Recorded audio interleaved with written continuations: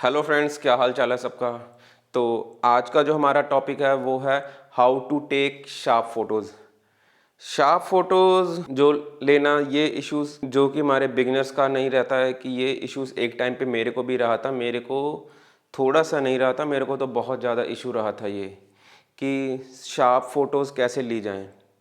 क्योंकि जब हम जैसे फ़ोटोग्राफी है, ये कोई एक दिन की वो लर्निंग नहीं है कि आज आपने सीखा कैमरा चलाना और आपको फ़ोटोग्राफी आ गई। Photography this is an art, जिसमें आप जितना ज़्यादा ही डीप जाते जाएंगे उतना ज़्यादा आप सीखते जाएंगे। डेली टू डेली आप नई चीज़ें सीखेंगे। और ये एक ब्रश और जैसे कैनवस होता है, हर आर्टिस्ट का अपना स्टाइल होता है, हर आर्टिस्ट के अपने काम करने का ढंग होता है। तो अब मैं बात करूंगा कि how to take sharp photos, की शार्प फ़ोटोज़ कैसे ली जाएं। तो शार्प फ़ोटोज़ लेने में सिर्फ कैमरा गियर का हाथ नहीं होता है। लाइक कि अब मेरे पास एक प्रो बॉडी है और उसके साथ मेरे पास एक प्रो लेंस है और मैं शार्प फ़ोटो ले लूँगा और मेरी फ़ोटोज़ हमेशा अच्छी आएंगी, ऐसा नहीं होता है। क्योंकि जब हम फ़ोटोज़ क्लिक करते हैं तो हर फ़ोटो क्लिक करने का एक वे होता है। और हर फ़ोटोग्राफी में जैसे प्रिंसिपल होते हैं कि आप जब फ़ोटोज़ क्लिक कर रहे हैं वो एनवायरनमेंट कैसा है। और एनवायरनमेंट तो कैसा है, डार्क एनवायरनमेंट है, लाइट एनवायरनमेंट है, लाइट प्रॉपर है, सब्जेक्ट के कलर्स क्या हैं, और उसके हिसाब से आपकी फ़ोटोज़ आती हैं। लेकिन फिर भी कुछ बेसिक्स चीज़ें होती हैं जो कि हमने फॉलो करनी होती हैं इन सब के अलावा, जिससे हम अपने 80 टू 90% अपने गोल को अचीव कर लेते हैं। 80 टू 90 क्या होता है, हम अपने जो 100 सब्जेक्ट को छोड़ दीजिए, हम अपने 100% गोल को अचीव कर लेते हैं। तो सबसे पहले हम बात करते हैं शटर स्पीड की। शटर स्पीड आपने देखा ही होगा, एसएस करके लिखा होता है। शटर स्पीड का जो नाम होता है कि शटर कितनी जल्दी अप एंड डाउन होता है। जब हम फ़ोटो क्लिक करते हैं, खिंच करके आवाज़ आती है, वो शटर की आवाज़ होती है। जब हम नॉर्मल फ़ोटो क्लिक करते हैं तो नॉर्मल फ़ोटो में हम ये बात करें कि जो हमारा सब्जेक्ट है वो सिर्फ स्टेबल है, उस वो मूवमेंट नहीं कर रहा है, तो उस केस में हम शटर स्पीड 50 रखते हैं। 50 हो गया, 60 हो गया, जो नॉर्मल शटर स्पीड रखते हैं उसमें हमारे को फ़ोटोज़, और लाइट प्रॉपर है तो हम उसमें हमारे को अच्छी फ़ोटोज़ मिल जाती हैं। लेकिन जब यही बात आती है कि जो हमारा सब्जेक्ट है वो स्टेबल ना हो के वो मूवमेंट में है, तो उस केस में हमारे को शटर जो होती है, शटर स्पीड बढ़ानी पड़ती है। वो 1:125, 1:200 तक भी रखनी पड़ती है, ताकि हम उसको सब्जेक्ट को प्रॉपर ट्रैक करके उसको क्लिक कर सकें। और जो मूवमेंट के टाइम पर भी जो उसके हाथ हैं वो भी सारे प्रॉपर फोकस में आए।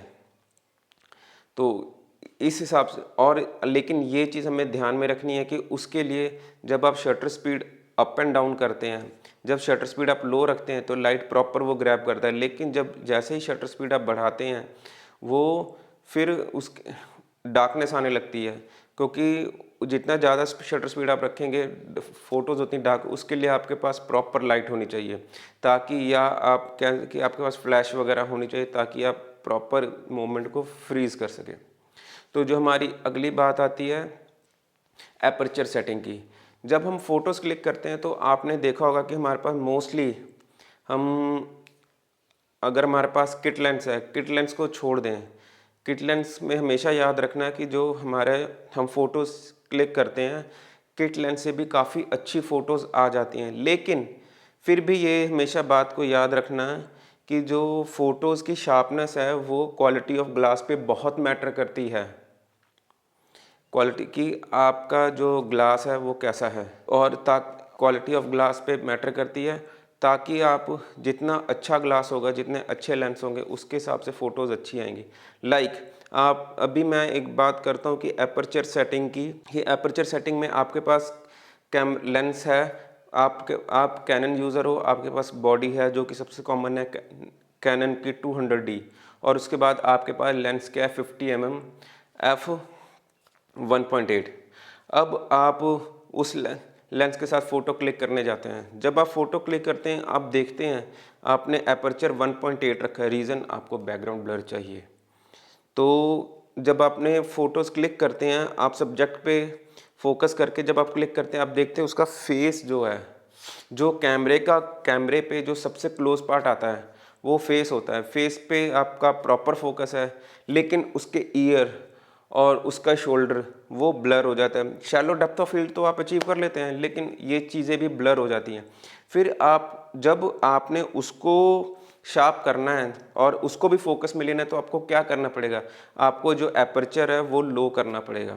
हमेशा याद रखिए, वाइड एपर्चर मतलब कि जितनी ही एपर्चर की वैल्यू कम होगी, और नैरो और लो एपर्चर मतलब जितनी एपर्चर की वैल्यू नंबर ज़्यादा होगी।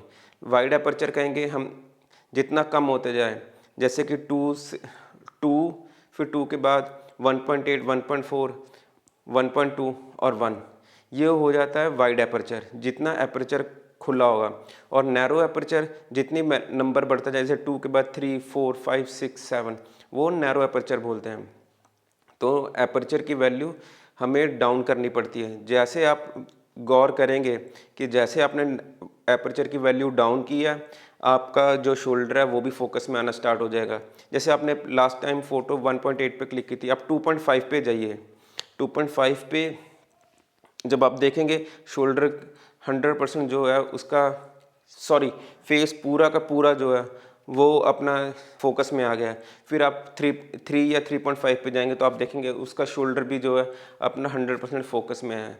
और 4 पे जाएंगे तो आप देखेंगे, 4 या 4.5 पे तो आप देखेंगे उसकी बॉडी भी जो है वो भी पूरी शार्पनेस में आ गई है। तो इस तरह से आप जो है वो सब्जेक्ट को प्रॉपर फोकस में लेके सब्जेक्ट को प्रॉपर शार्प करके फ़ोटोज़ क्लिक कर सकते हैं।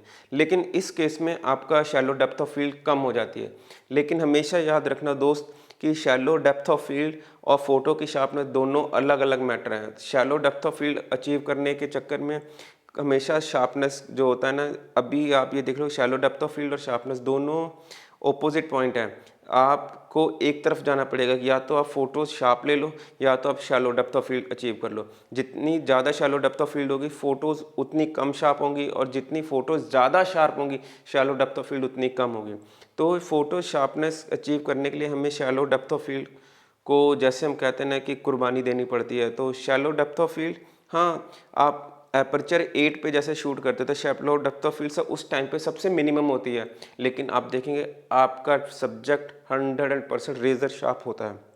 तो ये चीज़ हमेशा याद रखना कि एपर्चर वैल्यू को किस तरह से आपने यूज़ करना है। फिर उसके बाद बात आती है फोकस पॉइंट्स की।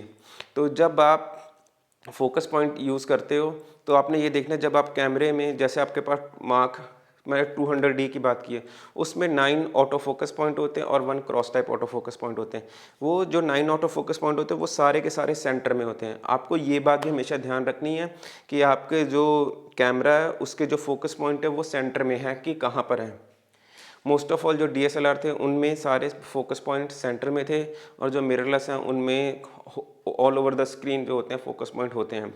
तो आपने ये देखना है कि आपका फोकस पॉइंट कहाँ पे, तो उस हिसाब से जब आपने सब्जेक्ट को शूट करना है, तो आपने उस हिसाब से सब्जेक्ट को सेंटर में रखना है अपने स्क्रीन के, ताकि आप सब्जेक्ट को प्रॉपर फोकस में लेके आप उसको शूट कर सकें। तो उसके बाद बात आती है स्टेबिलिटी की। जब आप फ़ोटोज़ क्लिक कर रहे हो, तब आप हमेशा याद रखना कि जब आप फ़ोटोज़ क्लिक कर रहे हो तो आपका हैंड जो है प्रॉपर स्टेबल होना चाहिए। क्योंकि कई बार ऐसा होता है, जब आप फ़ोटोज़ क्लिक कर रहे होते होते आपका हैंड शेकी हो जाता है, और उस केस में आपकी फ़ोटोज़ जो हैं वो ठीक ब्लर हो जाती हैं, या ख़राब हो जाती हैं। तो कोशिश ये करिए कि आप अपने हैंड्स के साथ प्रैक्टिस कीजिए, ताकि जितना ज़्यादा से ज़्यादा आप हैंड पे फ़ोटोज़ क्लिक कर सकें, और आपका जो है कि ड्यूरिंग द क्लिकिंग आपके मूवमेंट ना हो। और मैं तो ये सजेस्ट करूँगा कि जब आप किसी क्रूशल मोमेंट पे हों, तो आप उस टाइम पे ट्राइपॉड को यूज़ करें, ताकि ट्राइपॉड और ट्रिगर को यूज़ करें, ताकि आपका जो कैमरा है वो शेक ना करे, और जब वो शेक नहीं करेगा तो आपकी फ़ोटोज़ शार्प आएंगी। और मैं एक और चीज़, इसके बाद जो बात आती है वो ISO की। जब हम फ़ोटोज़ क्लिक कर रहे होते हैं, तब हमने ISO बहुत मैटर करता है कि ISO की वैल्यू क्या रखी है। हम ये देखते हैं कि जितनी कम लाइट होती है हम ISO उतना बढ़ा देते हैं, ताकि मैक्सिमम लाइट कैप्चर कर सकें और हमारी फ़ोटोज़ जो है वो ब्राइट आ सके। लेकिन दोस्त ये हमेशा याद रखना, जितना ज़्यादा आईएसओ नंबर होगा उतने ज़्यादा फिर उसके फ़ोटोज़ के अंदर ग्रेन्स आते हैं, और जब ग्रेन आएंगे तो वो आपकी फ़ोटोज़ को अगर आप पोस्ट प्रोडक्शन में भी स्मूथ करने की कोशिश करेंगे तो वो ओवर स्मूथ हो जाएगी, आपको वो फील नहीं रहेगा और वो अच्छी नहीं रहेगी। तो कोशिश ये करनी है कि जब आप फ़ोटोज़ क्लिक कर रहे हो तो लाइट सोर्स को प्रॉपर यूज़ करें और अच्छे लाइट सोर्स यूज़ करें, ताकि उस जब आप फ़ोटो क्लिक करें तो आपको आईएसओ जो वैल्यू है वो कभी भी 1000 से ज़्यादा नहीं होनी चाहिए। क्योंकि कई आज की डेट में कई कैमराज आ गए हैं जो कि 2000 पर भी आईएसओ पे क्लिक करते हो या 3200 पे भी क्लिक करते हो तो वो फ़ोटोज़ को शार्प, वो उतने ग्रेन्स नहीं आते। लेकिन फिर भी मैं आपको हमेशा ये रेकमेंड करूँगा कि आपका जो आईएसओ वैल्यू है वो 1000 से ऊपर नहीं होना चाहिए, ताकि जो आपने फ़ोटोज़ क्लिक की हैं उनमें ग्रेन्स ना आए। तो दोस्तों, आज मैंने ये कुछ टिप्स आपके साथ शेयर किए। आई होप कि आपको अच्छे लगे होंगे या आपके लिए ये कुछ यूज़फुल रहे होंगे। अगर आपको मेरी ये वीडियो कुछ यूज़फुल लगे तो लाइक का बटन दबा देना और मेरे चैनल को सब्सक्राइब कर लेना, ताकि मैं मेरे आने वाली जो वीडियोज़ हैं जो आपके लिए यूज़फुल रहेंगी वो आपको टाइम टू टाइम मिलती रहे। तब तक के लिए गुड बाय।